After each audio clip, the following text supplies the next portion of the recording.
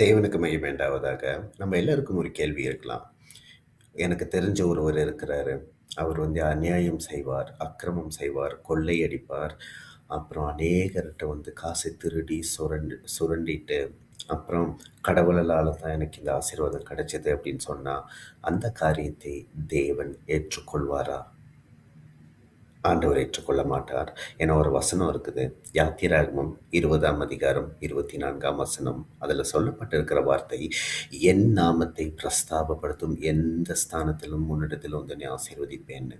அதனால நம்ப எல்லாம் கொள்ளையடிச்சுட்டு, சரி கடவுள் தான் செஞ்சாரு அப்படின்னு இந்த வசனம் சொல்லுதே அப்படின்னா, இன்னொரு காரியத்தை நம்ம பார்க்கணும். அந்த வசனத்தில இன்னொரு பகுதி, முதற் பகுதி என்ன சொல்லுதுன்னா, "மண்ணினாலே பலிபீடத்தை எனக்கு உண்டாக்கி, அதின்மேல் உன் ஆடுகளையும், உன் மாடுகளையும், உன் சர்வாங்க தகன பலிகளையும், சமாதான பலிகளையும் செலுத்துவாயாக.